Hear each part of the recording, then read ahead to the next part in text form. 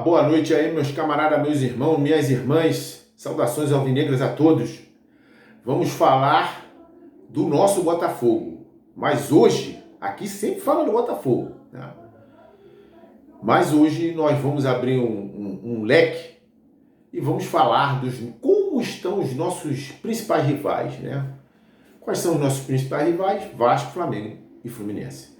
Então vou começar aqui com o Vasco da Gama, senhores. Como o Vasco da Gama está no mercado, quais são suas principais notícias, né? Bem, o Vasco da Gama está fazendo uma pré-temporada de leste lá no Uruguai, né? Mas o Vasco da Gama fez algumas contratações. O Vasco da Gama foi ousado no início do mercado, no início agora, né? O Vasco contratou quem? Contratou Adson, ex-Corinthians, atacante, estava no Nantes, da França. E contratou também um jogador que já foi do Corinthians, foi cria do Corinthians, que é o João Vitor, zagueiro, que estava no Benfica, né? Rojas também, Roberto Rojas, também zagueiro do River Plate, né, paraguaio. E por último fechou com a contratação, por enquanto, né, o mercado está aberto, por enquanto com a contratação de David, atacante do Internacional. Vamos falar um pouco das contratações. A principal contratação do Vasco, da história do Vasco, é João Vitor, 32 milhões de reais. Né? O Vasco pagou por esse zagueiro que jogou no Corinthians, mas a sua melhor passagem aqui no Brasil foi para o Atlético Goianiense, que aí o Benfica veio e contratou. O Vasco contratou, foi a maior contratação da história do Vasco. Vamos ver, né? É um jogador que estava no banco e estava vindo de uma contusão um pouco prolongada. Então nós vamos ver como esse jogador vai prestar os serviços ao Vasco, né? Vamos ver como é que ele vai jogar no Vasco, né? Vamos ver. É um bom zagueiro, 25 anos, né? Tanto é que foi embora para jogar no Benfica, só que lá não se deu muito bem e ainda teve algumas contusões, né? Então vamos ver como é que ele vai se sair. O Vasco, por sua vez, na minha opinião, teve mais outros jogadores, mas vou falar do principal jogador.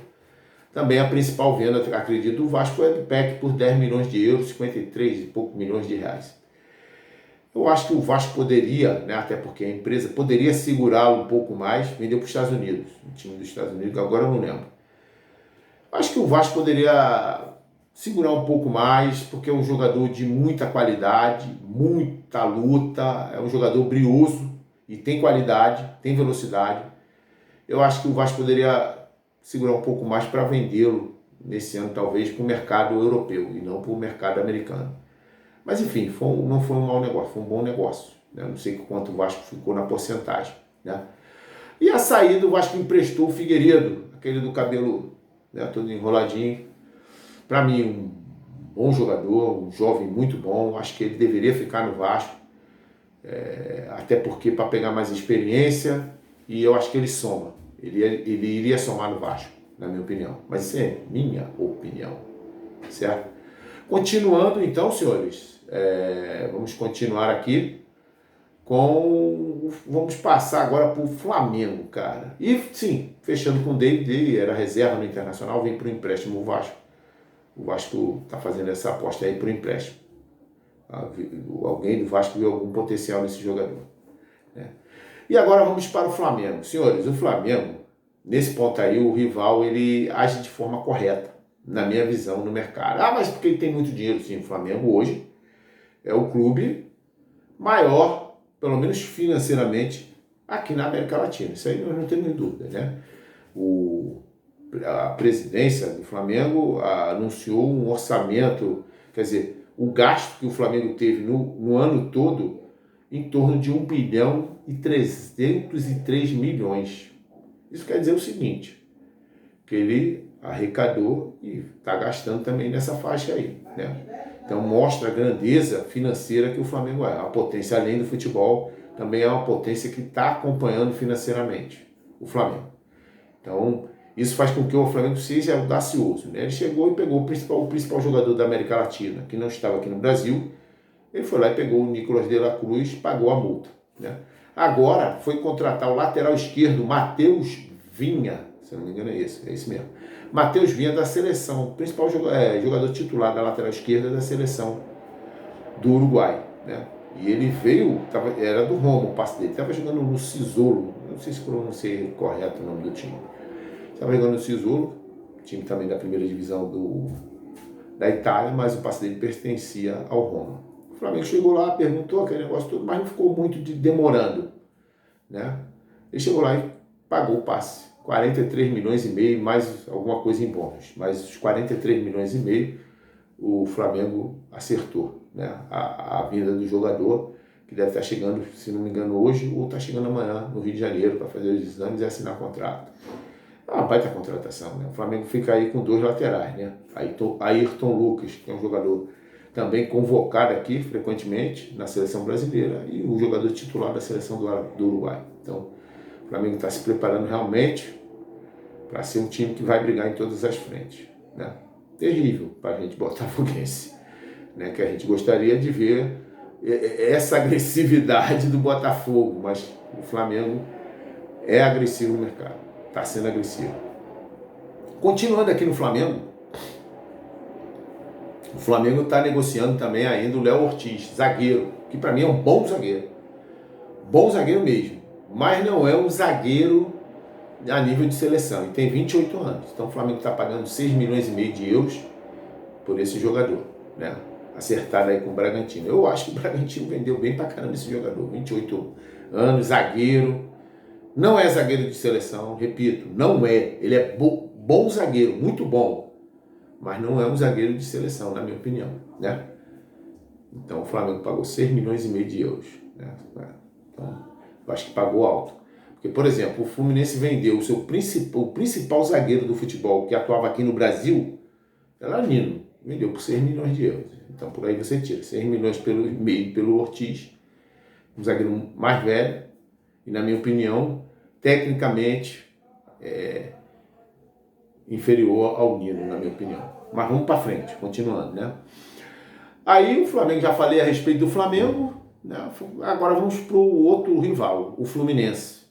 O Fluminense está no silêncio, mas está trabalhando certinho, na minha opinião. Contratou o Diego Costa, que para mim é Douglas Costa, corrigindo, Diego Costa é aquele do Flamengo, Douglas Costa é aquele que foi da seleção brasileira e jogar pelo lado esquerdo, que foi do Grêmio. O Fluminense contratou esse jogador, 33 anos, se estiver bem fisicamente, o Fluminense fez um baita negócio, que é um jogador que sabe jogar, entendeu? Tava meio ruim lá nos Estados Unidos, realmente, uma fase ruim, e o Fluminense fez um contrato sensacional ali, contrato de produção, ganhando bem pouco, o jogador chega ganhando pouco, e se o cara faz contrato de produção é porque geralmente ele quer reverter essa situação dele, mostrar a qualidade que ele tem, que a gente sabe que ele tem. Então acho que o Fluminense contratou bem um jogador, o Douglas Costa. E contratou, está chegando também esses dias aí, não sei se chega essa semana, mas acho que chega essa semana, Terãs, Davi Terãs, jogou no Atlético Paranaense, é um jogador que frequenta a seleção do Uruguai, estava no Pachuca do México, não sei se é Pachuca, mas a princípio é Pachuca, né? Do México, e o Fluminense fez um bom negócio, eu acho, entendeu? Se tiver bem fisicamente. Ele tem uma irregularidade, por isso que ele não foi tão bem no Atlético Paranaense. Mas jogar bola ele sabe. Sabe jogar bola. Jogador que não é titular, mas frequenta a seleção do Uruguai. É um jogador de qualidade. Entendeu? Vamos ver se vai, né, gerar alguns frutos lá no Fluminense. Eu, como torcedor do Botafogo, espero que não. Mas foi uma boa contratação. E já falei do Flamengo, 1 bilhão e 300 milhões, né? 303 milhões. O Flamengo arrecadou, né, o ano passado, a princípio. E agora nós vamos para falar dos nossos problemas, da nossa casa. Então, veja só, eu sempre com o pé atrás, me desculpe. Por exemplo, foi anunciado que o Botafogo está fazendo uma proposta pelo Wendel, aquele ex-meio-campista da Casa Tricolor, jogador de muita qualidade, que foi jovem para a Europa, né? O Flamengo tentou ele outra época dessa, o Palmeiras também, e agora o Botafogo está tentando trazê-lo por empréstimo. Bem, a situação agora é diferente, né? O Zenit, que é o clube dele de origem, não não participa mais da Champions League por causa da guerra, né, o conflito armado com a Ucrânia.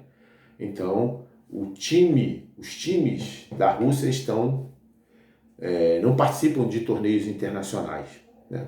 E isso, com certeza, faz com que o clube deixe de arrecadar alguns milhões de euros, né? Com certeza.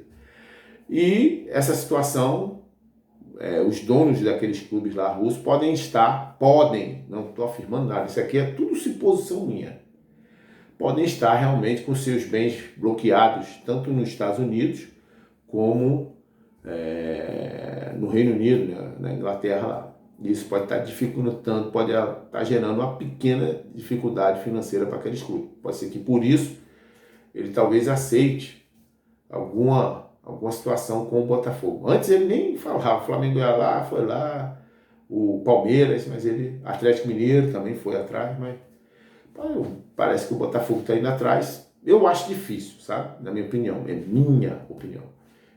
Eu acho difícil ele vir, né? É um jogador muito caro, é querido lá no Zenit, não sei se ele está querendo vir, mas ganha muito bem lá no Zenit. Acho que o Botafogo chegar numa proposta dessa, eu não sei.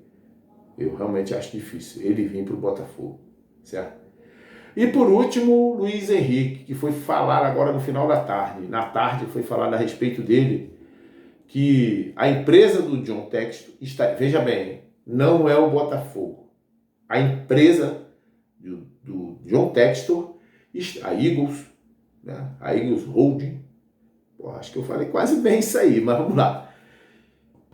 Parece que eles vão fazer uma proposta. O Betis quer 20 milhões de euros. Por isso que todo mundo foi lá e não, aqui não, velho. É 20 milhões ou 20 milhões. E parece que John Textor vai fazer essa proposta. O informe que corre hoje, né, no mercado é que John Textor faria essa proposta. Bem, eu, Cláudio Augusto, acho muito difícil esse jogador vir parar no Brasil, no Botafogo, é claro. Né? Repetindo aqui, John Textor é um investidor e não é torcedor. Ele tem 4 clubes, 5 se a gente contar o F-Cup, ou coisa lá dos Estados Unidos, né? Da Flórida. Então ele tem os 4 times, que é o Crystal Palace, Botafogo, Molenbeek, e o Leão, mais esse time da Flórida. Esse time da Flórida já vamos descartar que ele joga com os que tem lá, né? Os pereba que tem lá. Então vamos continuar. Eu acho, vamos analisar aqui. O Botafogo ele mandou o Jefinho, veio do Leão pro Botafogo. Eu acho que ele não vai mandar mais ninguém para cá. Eu acho que essa contratação é para dar uma situação para ver se o Leão possa lutar para não descer, que o Leão está lá nessa luta de descer. Né? Então, senhores e senhoras, o que nós temos é isso. Né?